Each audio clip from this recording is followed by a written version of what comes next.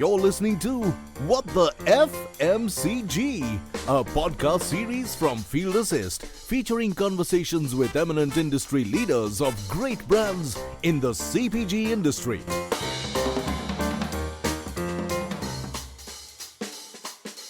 Hi everyone, welcome to the second episode of What the FMCG.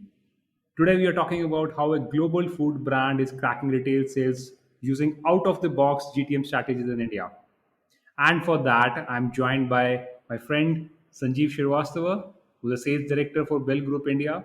It's a $3.3 billion dairy MNC from France, which is trending confidently in the Indian market.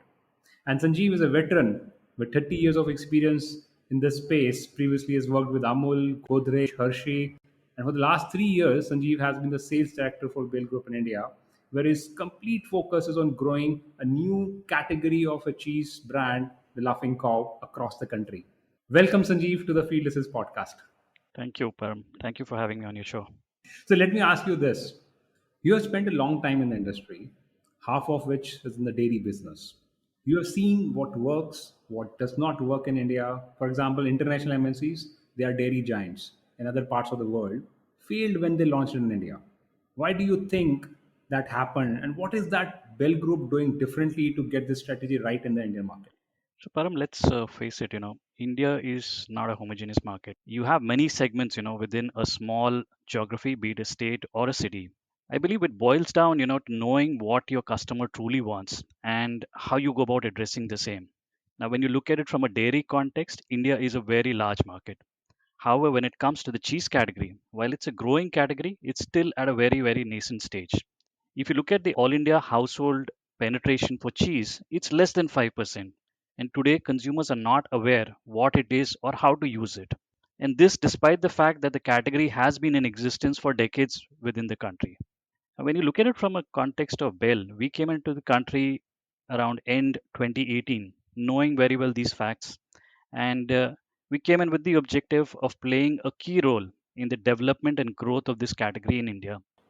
See, in India, Amul and Britannia were already huge, Sanjeev. So when the Laughing Cow brand was launched, as I understand, your brand retails at a 50 to 60% higher price range than others. So, how have you been able to differentiate your product and develop a brand positioning with such tough competition? So Param, you absolutely right. Today if you look at the cheese market, the top two players have a majority share of the market. The other fact also is that there are as many as six national and regional players brands in this particular category. And when you look at it more at a regional or city specific level, there'll be a whole host of niche players. So yes, while the category is small but growing, like I shared earlier, it's a very, very competitive one. We're definitely at a premium to the market leader, maybe not by about the 50 to 60% which you talk about, but about 20 to 30%. But when it comes to the number two player in the category, we are priced more or less at par with them. Now, over here, it's important to share that the Laughing Cow cheese is the world's leading cheese brand with a legacy of more than 100 years, with iconic products that are loved by millions of consumers and across countries. Today, if you see, or maybe just let's look at this context scenario prior to our entry, all the players in the cheese category, I mean, they're iconic brands, all of us have kind of grown up with these brands. They have a huge legacy within the country. And if you also observe the market prior to a launch, most of the players have been focused on offering more or less similar products. In India, we've been used to having multiple formats in cheese, like you consume it at home, blocks, cubes, and slices. There hasn't been too much of a differentiation that consumers have seen or tasted, even if they wanted to. When you look at the Laughing Cow today, it's made from cow's milk and is the only cheese in India that is a source of five essential nutrients, like calcium, vitamin D, vitamin A, B12, and protein. So when we launched in India, I don't know whether you're aware about this, but last year in March 2021, we introduced a unique creamy cheese priced at rupees 10 in a sachet packaging, revolutionizing the market, if I may put it that way. Now, for a category in a nascent say like cheese, a high entry price point acts as a deterrent to adoption. By taking the entry price point to rupees 10, what we've allowed consumers to do is to access the category. Now, once they try the product and we're confident that they like the product which we have to offer to them, the hesitancy towards the adoption of the category drops. This is very interesting, Sanjeev. In fact, quite innovative, and you are absolutely right. It is nothing heard before, nothing seen before. They're not, such a low price. There's hardly an entry barrier now for people to come over and change their habits. This is great. So, reaching consumers, talking to consumers is definitely a marketing strategy. But the whole supply chain in India, you understand with your years of or decades of experience. So, can you take us through some of those initiatives in the with retailers or supply chain, which is responsible to make sure that your products are available at the stocks are available at the outlets, right channels. So, Param, you rightly said, the product is one which operates in the cold chain space. Okay. And if we are to give the end consumer a truly world class experience, we need to ensure that these products are stored, transported, retailed in the cold chain environment. So, a lot of our effort, if you look at it, goes towards educating our distributor partners, our retailers, our customers, that the product needs to be kept in that cold chain environment. Now, when you kind of come into the actual activation, we've been doing a lot of unique things. One is that to ensure that the product is benefits are articulated in a proper way, we have what we call the TLC champions. In your parlance, you would call it maybe the promoters, and they have a unique way of presentation. The way they go about dressing themselves, the presentation, the approach, all the effort is kind of to ensure that the consumers are educated and we sample out the product. And I think that's a key for any food brand, that till you do not taste a particular food product, how do you realize as a customer or a consumer that it is different or unique from what the others have? Mm-hmm. So we do that a lot. Plus, what we've done, the laughing cow, as the name suggests, we have a very endearing mascot which kind of moves around within the store, interacts with the shoppers over there, their children. And I think over these last 2 3 years, what has happened is that people have come to realize what the laughing cow is. They love the mascot. I mean, if you see Param, the children kind of interacting with this mascot, it is amazing. Plus, what we've also been doing is that we've been kind of heavily leveraging the whole presence across modern trade and e commerce in a couple of ways. And this all flows into the fact that you have to sample your product, make consumers try it out, potential consumers try it out. Other than that, what you would have seen, one of the things which you talked about was Kidzania, the cheese factory. It's India's first kids cheese factory, where they can role play as cheesemakers and discover the uniqueness of the laughing cow cheese. And on completing the role play, the children become the laughing cow certified cheesemakers. So visitors over there have an opportunity to meet our iconic mascot. They engage, they dance, and they get their photos clicked. So that's something which is completely unique, which has started off in Mumbai. We've also kind of partnered with Hamleys, a large retail chain which sells out toys. So these are a couple of live interactions which happen. I must say these are not just the few initiatives. There are quite a lot of them. Tell me one more thing, Sanjeev. Let's say your strategy for building relationships with the retailers. Now, there's a modern trade you mentioned about. What about the Kirana retail? How are you seeing Kirana retail stocking your products? And that's a different, genre altogether. And what's your strategy for that general trade, which is still very, very dominant in India? So, Param, I mean, if you just take a step back, if you look at this particular category today, like I said, it's still small in a nascent Hmm. stage, and it works more on the principle of weighted distribution. The larger stores obviously contributing to a larger chunk of the category. So it typically lends itself more to the modern trade format. What we call the standalone modern trade formats, these self-service stores. But you're right. Today what's happening within the country is that the grocery kirana stores, they have also been kind of changing their assortment and adapting to the needs of the customers over there in their locality. So you have a lot of cold chain products coming in, and cheese is one of them. Today, retailers over here have started stocking them. They may not have the entire portfolio, they will have some portion of the category, and that's where we kind of start off with. Okay, so what we do is that we typically engage with these grocery kirana stores in two ways. One is to kind of continue with this whole source of familiarity that shoppers may have at these stores. Yes, they've been buying their block cubes and slices. So we try to partake in that, in those subcategories. The second way, which what we've done is to kind of showcase our unique products, like I told you, the 10 rupee sachet, the round box, which are completely unique and very differentiated. And what we've seen, Param, is that even a small kirana store, typically when you show him these kind of differentiated products, he takes to it immediately. He finds that very interesting. He realizes the benefit that this particular SKU, could get to his shoppers, and he takes it. Initially, we had this hesitancy, wondering whether such kind of differentiated SKUs would they kind of find favor in these retail points. So we've been going about it, kind of expanding our distribution, ensuring that we have more points of sale. And kiranas, like you said, there are definitely too many of them. The more that you can reach out to in a sustainable way, the better it is for the brand. The brand can make the product more accessible to the end consumer. So that's been our effort, and so far it's been going great, Param.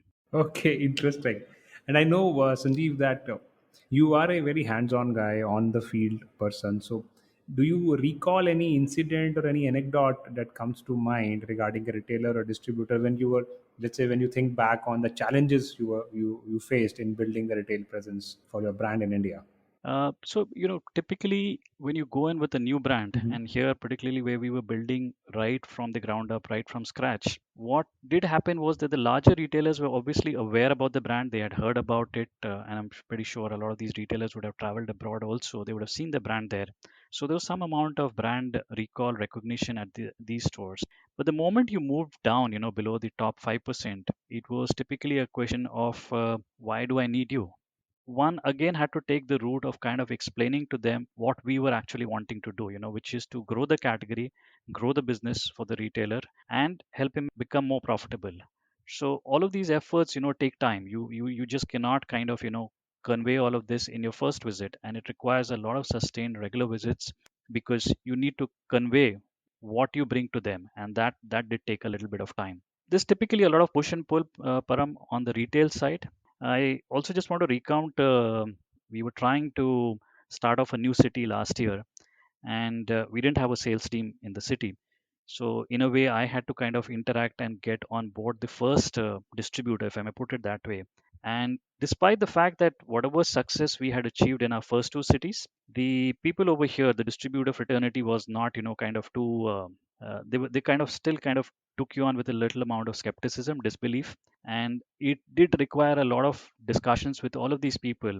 I did lay out a business plan over there, saying that okay, this is the kind of business which we will achieve in about 12 months of time. You won't believe it, Param. We achieved business objective which we had set out jointly with the first distributor in 8 months, and within the next 4 months, we were actually 2x of the volumes of business that we had promised to that particular distributor. And today, I know with while we have a team now on board in this city, the distributor constantly comes back and says that you guys have done fantastically well, Hmm. Hmm. and I want to kind of help you all grow this business even further. So it's not been an easy journey, but I think what's helped is the faith that all of these business partners who associated with us and helped us with, that's helping the brand take it even further and much faster, I would say. I was actually coming on to this thing now. You being a sales director, what are the some of the things you do to have a very strong sales culture so your team is motivated and pumped? Yes. So, Param, I think, and this flows in from my previous experience also, what I'm about to tell you. I mean, we made a lot of advances in the field of sales also. Today's generation of, I would put it, salesmen and sales managers are extremely knowledgeable and smart, okay? And they may even know more than you on certain topics, okay? So the fact is that you have to kind of, respect them for what they know. Secondly, when you're trying to build up a culture, Param, I think it's very important to kind of communicate well. So you need to get them on the same platform as you. They need to truly believe in what you're saying, and it has to make sense to them. Okay. You cannot, like I said, say something, end up doing something. It doesn't create that trust factor. The other thing which I've seen, and this goes across organizations, not only for what we've been doing over here, you need to kind of show people the possibilities. Okay. The possibilities in terms of what you are wanting to kind of achieve. And once you've done this, Param, I think you need to trust their capabilities. You need to step aside, give them the freedom so that they can try out these different possibilities. Now, what's going to happen over here definitely is that, they're going to be misses, they're going to be failures.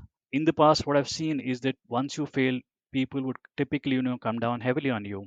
But today's generation, you need to be supportive. You need to understand that, yes, you give them the freedom to try out new things. Now, how do you kind of ensure that if they fail, you do not take it too badly? Instead, move this into a process where you learn something and make sure that it doesn't get repeated. So I think this whole ability to try out something, fail and fail fast, but learn from that is very, very important. What I'm hearing is from you, Sanjeev. It's a kind of a your 3E mantra. I could figure it out right away. It's like educating, empowering, and engaging. And that's what you are doing and your team is doing. So let's talk about the Bill Group's future growth plans for India. What goals have you set for yourself for the next say 3 years? Is there something you can share? See, Param, what's been happening in India for us is that we initially launched in two cities, in Mumbai and Bangalore. We have been there perfecting a lot of strategies, be it on the route to market side or even on the marketing side, being very clear about what works and what doesn't work. And it was only after a few years of being in these two cities that we continued with our expansion. Today, we're there in another four cities, which is Delhi NCR, Pune, Hyderabad, and Chennai. And you know the market as well as I do, there are a lot of cities with a lot of potential. So I think one of the biggest things will be that how can we accelerate our ability to kind of become more accessible to consumers across the country. And over a period of time, we'd like to kind of take our brand into more cities across the country. I think that's going to be one of the important things. The second piece, obviously, is that where you talked about, so beautifully about the three E's. I think it's going to continue to be a situation where we engage with them and we try to educate them on the benefits of the category, cheese as a product, and thereafter on the laughing cow. So yes, we're definitely trying to kind of grow the category, and if I may say so, hopefully try to take a larger share of this expanded category. So that's the ambition, Param, and I hope we are successful in that. No, I'm very sure you will be, Sanjeev. And before we end, there's one last question I want to ask. What, according to you, could be those three things that companies in consumer goods space must keep in mind when launching their retail sales in India? So, Param, I think the first thing which I would kind of say, and this is a mistake which I've also done in my previous assignments, okay, we tend to think that the country is a homogeneous market, So, when we typically go about creating the route to market or launching brands, we think that what we've done in one particular market will work in the other particular market. A big learning has been that it's a heterogeneous market, and it's Mhm. highly possible that within a same locality, within the same city, you could have one store which is completely different from the neighboring store. Question is, how are you going to address the needs of this heterogeneous market? You have to kind of keep that aspect in mind. Okay. I think from this comes out the second point, that you need to focus on what you believe to be a most addressable market, where they shop, and scale up there first before even you try to attempt to go everywhere. What we tend to do is do everything at the same time. We lose that focus, and once you lose that focus, you realize you become kind of weak in places. So I would advise that figure this out and focus on the addressable market which you possibly believe to be having the most highest potential. And above all, Param, nothing is going to be possible till you kind of have the right people and technology. Okay, as there'll be a key determinant to your success or failure. So these are three things which I would probably lay out, and which I feel are very important when you kind of start off addressing a particular market. Really great insights you just made, Sanjeev. I'm very happy to hear that. Thank you so much, Sanjeev. And we are very proud to be a partner to a great brand like the Bell Group. And I wish you and the team the very best.